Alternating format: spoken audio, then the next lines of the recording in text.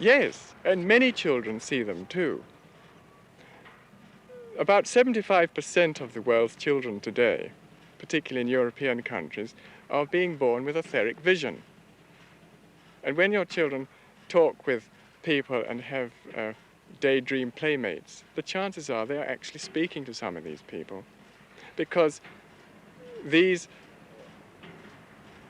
angels or angelic forces, or nature spirits as they're often called, will often make themselves seen and show themselves to children, because children are pure. They have no feelings of antagonism to anybody.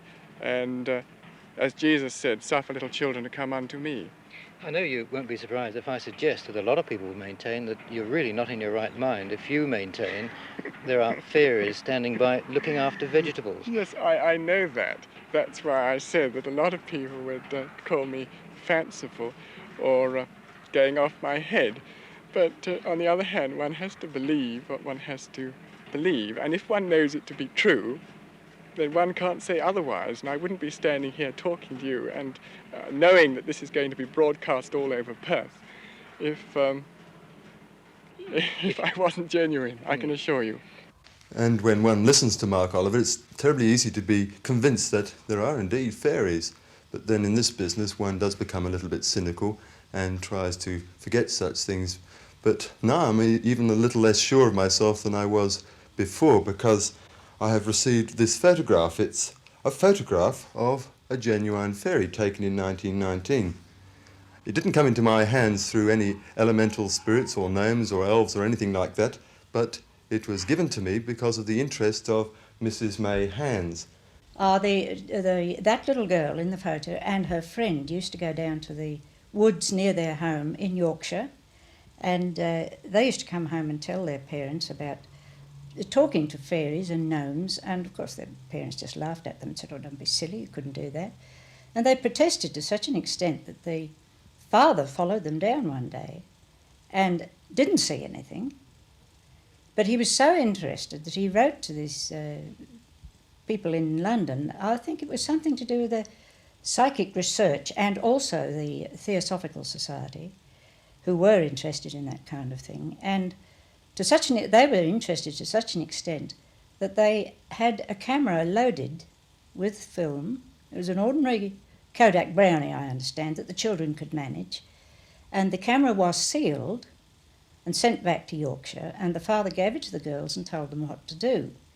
And they went down to the woods and came back with the camera, and this was presumably one of the pictures that was taken, because the camera was sent back to London, still sealed, and all the producing of the picture was done in London. The photograph was taken in 1919 at Bingley in Yorkshire by a young friend of the girl pictured, who is a Miss Wright. At the time, Miss Wright was said to be about 11 or 12 years old, and she does seem to be reaching out to a small gnome-like figure about 11 or 12 inches high. If one looks closely, the figure has a heart-shaped and pointed face and also pointed ears, the traditional concept of a gnome or leprechaun, gossamer wings and all. Mrs. Hands believes it's genuine because of what her Irish brother-in-law Bob Ryan told her. He used to tell us, he said, "Oh, there's a little elemental spirit behind you, and you'd sort of look, gasp and have a look round, couldn't see anything. But, he could see them all right, there's no doubt about that. But he was such an ordinary, down-to-earth person, he just took it for granted. He knew we couldn't see them, but he told us about them. But he was an Irishman, wasn't he? One might say there's a bit of the Irish blarney coming in here. No, I don't think so. What experiences did your brother-in-law have with these fairies? I remember I was going along the street with him one day when I was staying with them in Rathmines, just outside Dublin, and he just sort of looked round like that, and I said, "What are you looking at?" Because there wasn't a soul in sight, except us two, walking along the pavement alongside a big brick wall. He said, "Oh, that's the Grey Lady," and I said, "Oh, no, it's the Grey Lady," and he said, "Oh, a woman used to live there." Well, that house was over 200 years old. And he could honestly, quite definitely see that woman, I know that, because he described her dress to me. It was called her the Grey Lady. Well, how about yourself? You sort of say this is genuine, but do you believe in fairies? Well, I don't really know, Rory, any more than you do. You think I'm sceptical, do you? Yes, I do. Why? I don't know. Well, I mean, you have to believe that. It's shown to you. Now, do you honestly believe that that is a picture of a fairy yourself? Well, I must admit I find it a little hard to believe, but it's there, so It's I suppose there. you've got to, in a way, believe it, you yeah. know from the circumstances that it was taken in a sealed camera. Hmm. So it must be right.